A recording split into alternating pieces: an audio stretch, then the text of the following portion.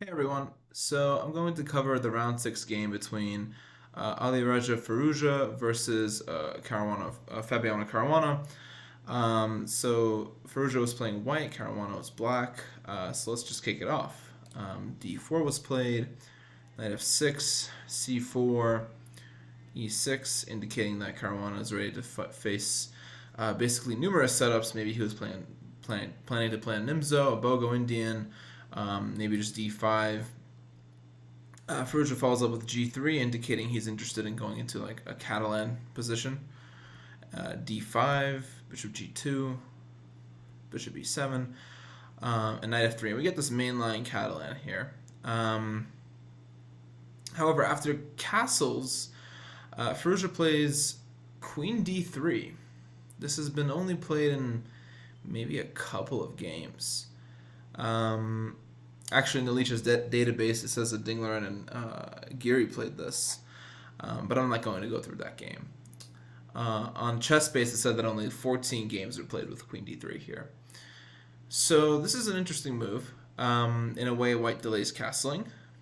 He's going to castle anyways, but I think Queen D3 just sort of tries to influence the E4 square. It's almost like Queen C2, but at least in this case, I'm actually not sure what Queen D3 like does, to be completely honest. It probably like controls D4 and C4 instead of Queen C2, where D4 isn't as strongly protected. So I think this move was played just to get Caruana out of his prep. I think that's the whole intention of this move. I don't think it had any real theoretical purpose, to be completely honest. So C5 was played. I think Caruana would have been happy with just playing any position. I think someone like Caruana can play literally any opening. So C5, good move. Just contesting the center immediately. Black is castled, white is not. Why not contest the center? It makes sense to do that. So castles, takes, knight takes, and now knight c6. It's also possible to take on c4 first, but then it does sort of take away a pawn from the center, so I don't think black wants to do that. So knight c6, c takes d5, knight takes, queen takes, and knight takes d5. Obviously not e takes, because after knight c3, I think my lead chess is lagging. There's like connection issues with it. My fault. But anyways, in this position after knight c3, this pawn is basically impossible to defend. Something like bishop e6, rook d1, e4 might come, bishop g5. Very, very easy position for white to play. So that's not going to happen. So knight takes d5, rook d1 anyways. Always good to place the rook across the queen, but white's queenside development is lacking. So bishop f6 hits the queen, very reasonable. And now queen g4. I'm not sure where the queen best stands, but queen g4 seems logical. Just transferring it to the king side. You have to watch out for e5 at some moment. If e5 right now, it actually is not a good move because of queen e4. This interesting shuffle back and forth. But queen e4 just pins the knight, and it's going to be very difficult to defend it. If bishop e6, you just take it. And that's two pieces for a rook. So that's not going to work. So instead, bishop d7 was played, very calm. Knight d2. And now queen e7. This is also a good move. Just stepping out of the line of the rook. In a lot of cases, this might, like knight e4 might be annoying, e4 might be annoying. So it's just best to stay out of the way. I mean, he could have played something like bishop c6, and maybe after. I mean, but if you look at this, like the difference after e4, the rook is hitting the queen. The queen has to move anyways, and it's just not really. It just saves time, It steps away from all this stuff. So queen e7 makes a lot of sense. In a way, it also prepares e5, and e5 is going to be supported by two pieces. So knight f3. It makes sense to transfer this knight from the queen side, where it was doing nothing, to the king side. I think Firouzja here was probably planning some sort of king side initiative. Rook a c8 makes a lot of sense. Just developing the rooks. We have a very normal game here. And again, if something like e5, you have to kind of watch out because queen e4 is still a move. This e-pawn might be a little bit vulnerable. So best not to do it yet. Rook a c8 makes sense. And now e4. And here, Fabi found a really good move, e5 now. And the difference is now that queen e4 is not a resource. So that's not a resource.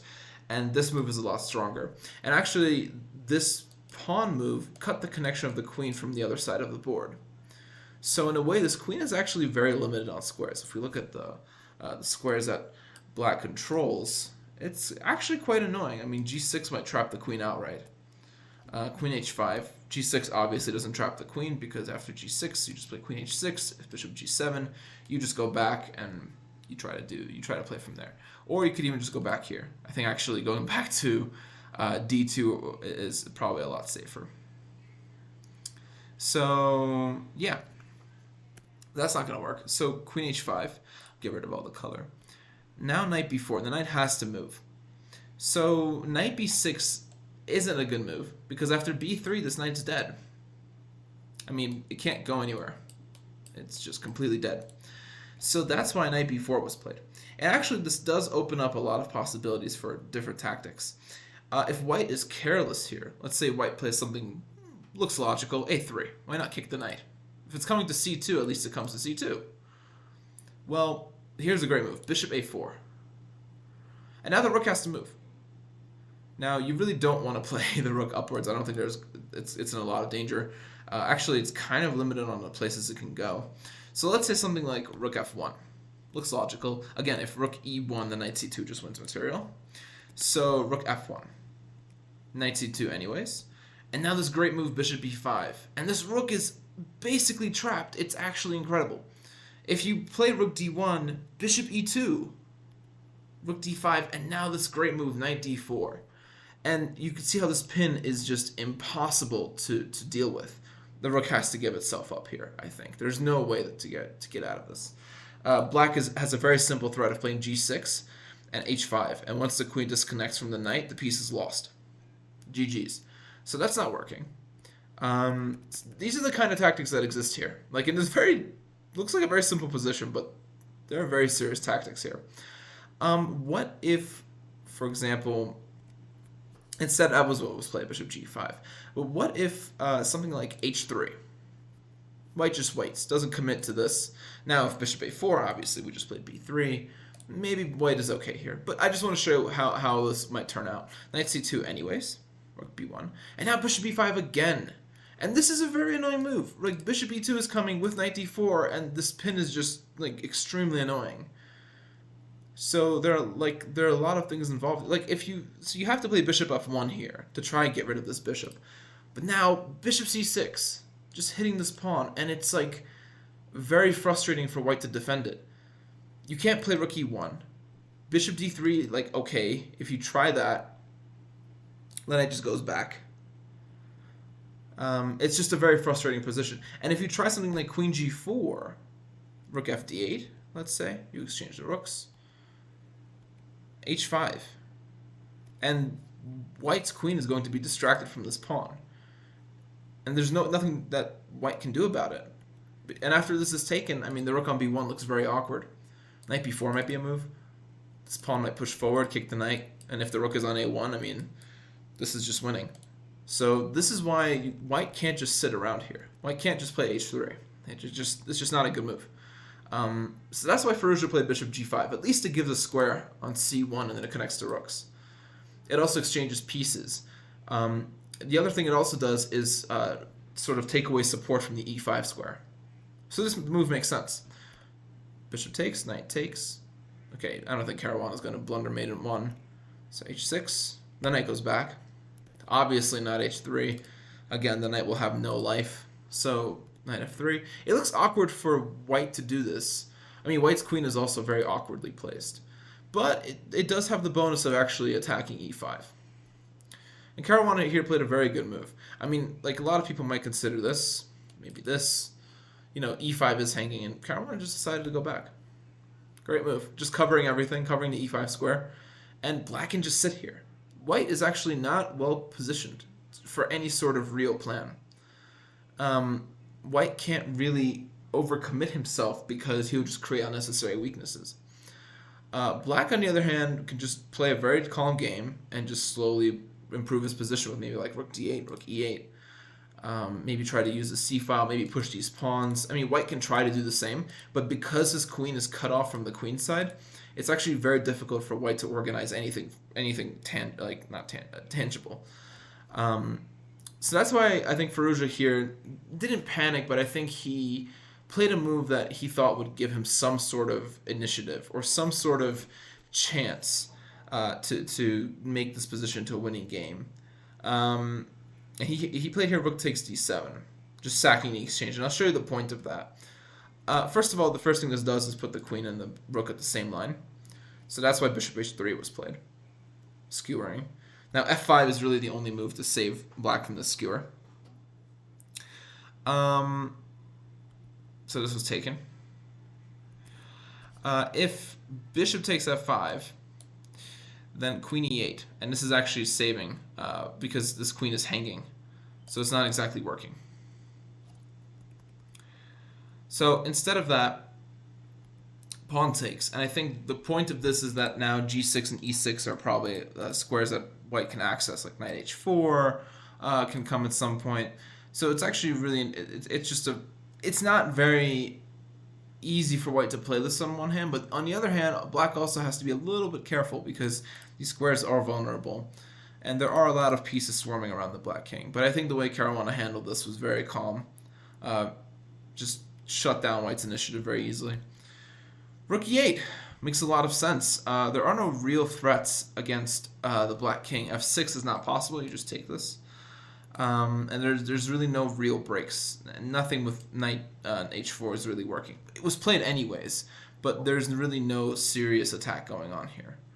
And now this pawn just pushed forward, and this knight can't go back. It can't go back to f3, so it has to go back to g2 or land on g6. Rook d1. Now, just queen's connecting with the rook, so this can't be taken. Queen f7, great move, just offering an exchange of queens. And this forces white to retreat. If something like knight g6, maybe even rook e5, and this pawn is just like pretty weak. And also this knight can't even take because the queen is hanging. So queen e2, and now queen takes pawn. Very simple.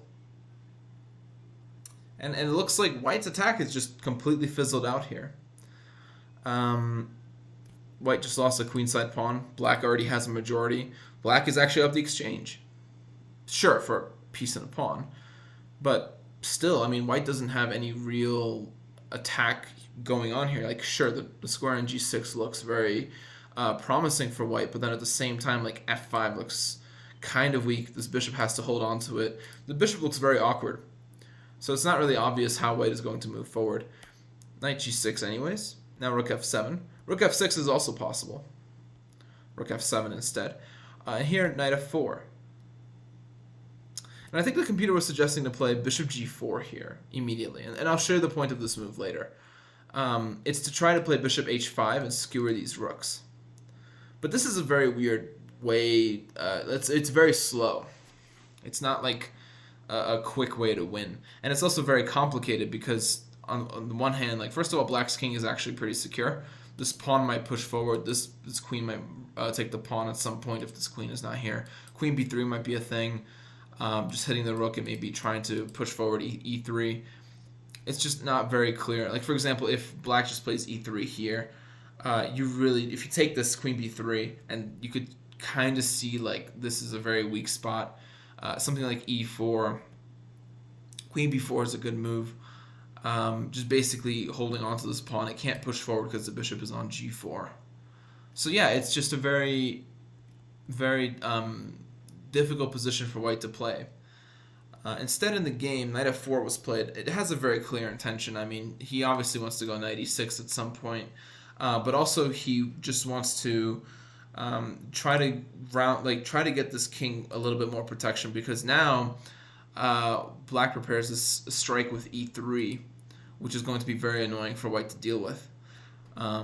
So bishop g4. And I think also knight f4 again was trying to get bishop g4 and bishop h5. I just think the engine thought that bishop g4 first, although I don't really think there's much of a difference there. And now black just played e3. Very simple. Now, if you try to do something like this, which closes down the position, you create a permanent weakness here, and this pawn is extremely strong. So black can just continue with like rook d8, and after taking, this rook will come in, and it's unstoppable. There's no way to stop this. This is like a very powerful plan. I mean, even rook c7, rook c2, rook c1. This is just, once the rook enters the second rank, it's over for white. Very simply. So that's why f3 cannot be played. That's why king g2 was played. If you try to play something like bishop h5 immediately, which rushes things, then e takes f2, and you have to take with the queen so you don't lose it, and now rook takes f5. And the problem here is that after taking, your rook on d1 hangs. And that's it. It's over. Because either the queen goes in front and you just win the endgame. Actually, you don't even win the endgame. If queen here, you just take and then you play g5. That's game over. So, I mean, it's a very difficult position for white to play. So that's not working. That's why king g2 was played, to avoid this check. So rook d8, a very calm move. This is the only piece that's actually like in black's way. If he can remove this piece and just bring his rook to d7 and come down here, it's a win. This is what happens when two rooks play against one. You just exchange a pair of rooks and the second rook becomes that much stronger. So rook takes d8. I don't think he had much of a choice here, to be honest. I mean, if he moves, the rook d2 is coming. And that's GG. Like, for example, this, and good game. Like, there's nothing you can really do here. So you can't take on e3. This is just a blunder, because this cannot be taken. For those that can't see that. Okay, so knight takes, now takes, and rook c7, very logical. This just brings the rook into the game via c2. This is threatening another skewer. So king h3 was played, but you could see how at this point in the game, I think this is a position actually Nepo made a face at when he saw this. When he saw this position, he was like kind of made a frown at Firouzja. Black is just completely winning here. Black's king is actually pretty secure. White's pieces don't make much sense. Like, sure, this knight might have like not even e6, but only g6.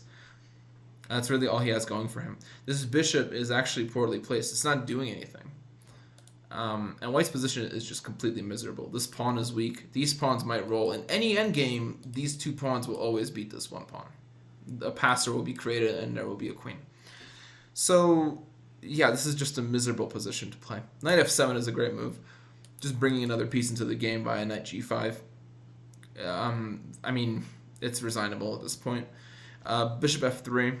Just trying to give the king some more room to escape. I mean, if you have to play moves like this, you're already losing. You do want to watch out for something like bishop d5, but it's not much of a threat. Rook c2, very simple, just kicking the queen away. Queen d1. Knight g5. Now, the queen can't really escape the protection of this bishop because knight g5 is a real thing. And this rook will cover the second rank, so king g2 is not a possible move. So this bishop will be lost, which is why queen d1 was played. Now knight here, king g4, and now takes. And the point here is that if queen f3, for example, then rook takes h2. That's another pawn. This pawn's going to fall. h5 is coming at some point. This queen will bounce back. I mean, it's just a disaster. This rook is completely destroying white. So that's why queen takes was not played. If king takes, you could probably see it. Rook f2 wins the queen. No way to stop that. So that's why queen d8 was played first, and then king takes. But this is hopeless. I mean, you could see the combination of the rook and the queen just completely dominating white. Queen here. He's trying to get some sort of perpetual. It's kind of futile. Caruana very calmly responds with queen f6, just stopping all of that nonsense. The queen is a great defender. This rook is still in the second rank, and black has two passers.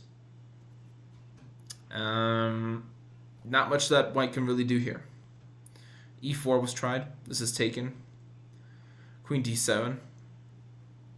I don't really know what else he can really try here. If anything, if like this, and you just take. Good game. So here, check. Queen d2, offering another queen exchange. Also threatening at some point queen d1. Not right now, of course, the knight's there. But it's just awful. So queen a4 was played. And now h5. And I believe here Firouzja resigned after, I think, queen a4, I think he resigned.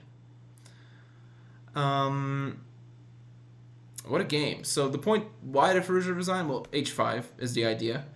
And if knight takes, then you just check and then you pick up the knight. So that's not good. If the king moves up, let's say king g5, then this check is actually mating. So that's why Firouzja resigned. The king was just way too exposed, and this king was actually completely safe, as long as you avoided the perpetuals. So what a game by Caruana. Seemed like a very easy win for him. Very convincing. I think Firouzja's having a tough tournament, but again, he's pretty young. He's a young prodigy. Lots of pressure on him, and I think this tournament will be a great experience for him, just to really figure out what he needs to do strategically. But yeah, let me just go back for a little bit. I want to talk about, so after queen d3, there is an interesting game here between Gelfand and Hans Niemann. Interesting game. And it followed the same opening as well. So castles here. And instead of taking, Niemann played knight a6, which is an interesting idea. And they got this position on the board. And actually, white here was fine after this. And you could see how, yes, the pawns are double, but the rooks have open files. And the bishops are very annoying on the queen side. This knight is beautifully placed. And I believe Gelfand actually won that game. But yeah, I mean, it was an interesting opening choice to play queen d3 on like move 6. Very unusual. But yeah, I think it was just to get Caruana out of prep. I don't think there was any real theoretical debate that he was trying to do here. I think he was simply trying to say, okay, I can't compete with Caruana in terms of like prep, so I'm just going to step out of it. And I think in the game, where did white go wrong? I can't say it was his opening choice, because you could argue that getting Caruana out of prep is actually a good idea. I would say that starting with queen g4 and then in a way blundering e4, like this is just, I think in hindsight this is a bad move, because it cuts the queen away from this side of the board forever, and the queen just becomes completely misplaced. I think he just underestimated how strong e5 is. So I think this is where I'll start it, this pawn move e4. Maybe he could have just easily developed a piece, maybe played like bishop g5. It's hard to say really what's a good suggestion here for white. But I think e4 was the start of all his problems, because after this the queen is just completely out of the game, and it's not so clear. And after knight b4, okay, bishop g5 was fine, and this is all fine actually. And Caruana just played very solidly. He didn't give Firouzja any chance to create any sort of play. And then I think this last mistake was just taking on d7. I think this was it was rushed. I don't think someone like Caruana would ever not defend a position against a move like this. Like, I'm sure Caruana in his analysis also saw this was possible with bishop h3. I'm sure he saw that.